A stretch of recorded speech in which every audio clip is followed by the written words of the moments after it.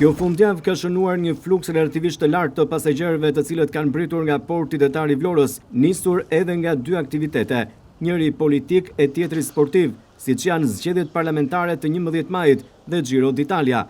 Autoritetet portuale konfirmojnë për televizionin 6+ Vlora se dy tragete janë vendosur në dispozicion të udhëtarëve, shtetasve shqiptar dhe të huaj në këto ditë deri ditën e hënë.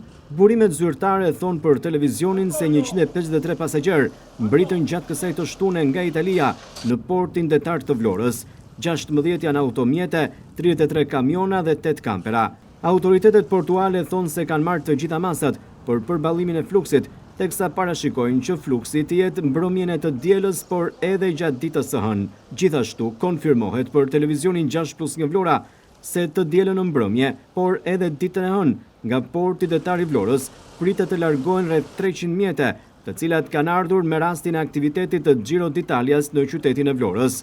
E ndërsa mbritën nga porti Durrësit, ciklistët apo edhe shoqëruesit e tyre, si dhe një numër i konsiderueshëm gazetarësh italiane të huaj, do të largohen nga porti i Vlorës të dielën në mbrëmje dhe të hënën gjatë paradites.